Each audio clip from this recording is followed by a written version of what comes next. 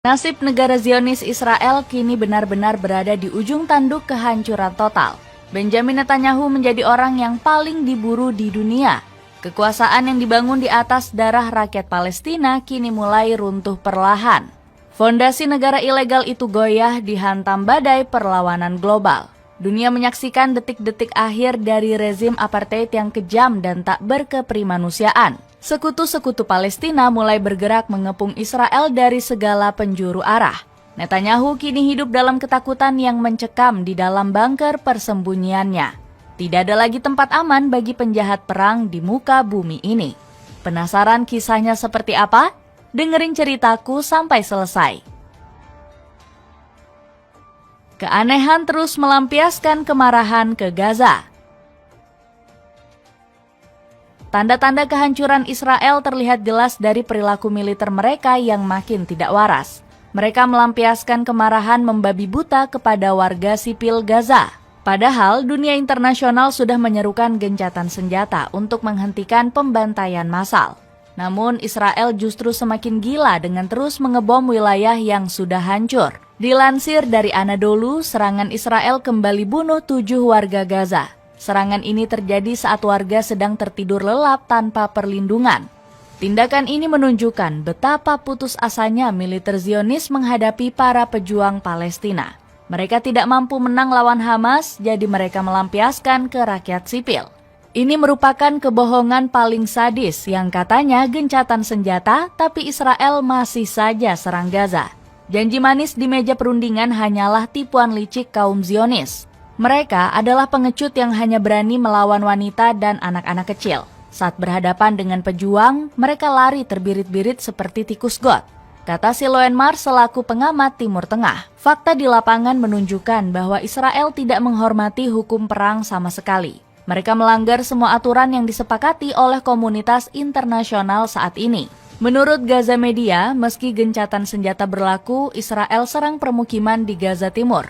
Rumah-rumah penduduk yang tersisa diratakan dengan tanah oleh rudal Zionis.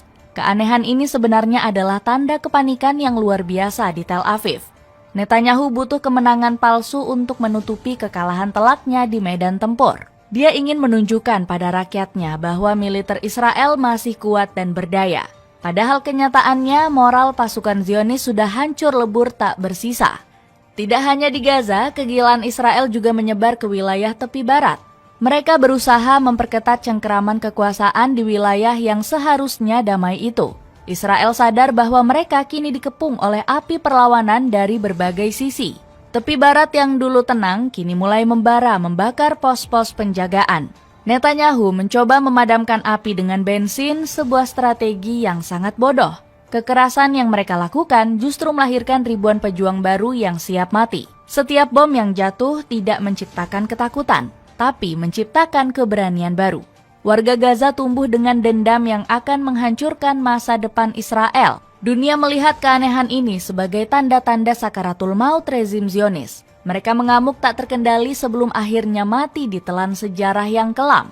Militer yang katanya terkuat di Timur Tengah itu kini tampak menyedihkan. Mereka hanya jago kandang yang berani menindas kaum lemah tanpa senjata. Namun saat berhadapan dengan taktik gerilya, mereka bingung dan kehilangan arah. Tank-tank Merkava yang mahal itu kini jadi rongsokan besi tua.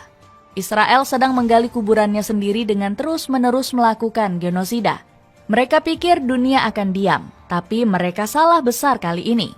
Benjamin Netanyahu diincar banyak negara. Jika di dalam negeri gagal, di luar negeri nasib Netanyahu lebih tragis. Sang Perdana Menteri kini menjadi buronan internasional yang paling dicari. Negara-negara yang dulu bersahabat kini mulai berbalik arah memusuhi Israel. Benjamin Netanyahu tidak bisa lagi bepergian dengan tenang ke luar negeri. Turki di bawah kepemimpinan Erdogan menjadi negara paling agresif mengejar Netanyahu. Negeri dua benua tidak main-main dalam membela saudara-saudara Muslim di Palestina. Dilansir dari Anadolu Agency, Turki diketahui sudah terbitkan surat penangkapan terhadap Benjamin Netanyahu sejak lama. Erdogan ingin menyeret penjahat perang itu ke pengadilan internasional secepatnya. Langkah Turki ini adalah tamparan keras bagi wajah diplomasi Israel. Negara anggota NATO secara resmi menyatakan perang hukum terhadap pemimpin Zionis. Tidak hanya di Timur Tengah, benua Australia juga menjadi tempat yang tidak ramah. Kunjungan pejabat Israel disambut dengan gelombang protes yang sangat masif. Dikutip dari ABC News, Presiden Israel Herzog sadar kontroversi tak akan membuatnya ditangkap. Namun tekanan publik Australia membuatnya sangat tidak nyaman. Rakyat Australia turun ke jalan meneriakan kecaman terhadap genosida di Gaza. Mereka menolak tanah mereka diinjak oleh perwakilan rezim pembunuh bayi. Menurut CNN, kunjungan Isaac Herzog diwarnai ketegangan diplomatik yang tinggi di Canberra. Australia yang dulu sekutu dekat kini mulai menjaga jarak aman. Netanyahu sendiri tidak berani menampakkan batang hidungnya di forum internasional. Dia takut jika pesawatnya mendarat, borgol sudah menanti di bandara. Dilansir dari ABC News, kunjungan kenegaraan Israel ke Australia penuh dengan drama penolakan. Ini bukti bahwa narasi Israel sudah tidak laku lagi. Dunia sudah muak dengan alasan pembelaan diri yang selalu diulang-ulang. Fakta genosida terlalu nyata untuk ditutupi oleh lobi-lobi Yahudi. Netanyahu kini terisolasi di dalam istananya sendiri yang dingin dan sepi. Dia ditinggalkan oleh teman-temannya yang tidak mau ikut terseret masalah. Surat penangkapan dari ICC atau Mahkamah Pidana Internasional menghantui setiap langkahnya. Netanyahu kini berstatus sama dengan penjahat perang kelas kakap lainnya. Dia tidak bisa lagi menikmati kemewahan perjalanan dinas ke Eropa atau Amerika. Ruang geraknya semakin sempit, terjepit oleh hukum internasional yang berlaku. Negara-negara Eropa yang dulu mendukung kini mulai ragu dan malu. Mereka tidak mau terlihat mendukung pembantaian di mata rakyat mereka sendiri. Tekanan politik di negara-negara barat memaksa pemimpin mereka untuk menjauhi Israel. Netanyahu kini menjadi racun politik yang harus dihindari semua orang.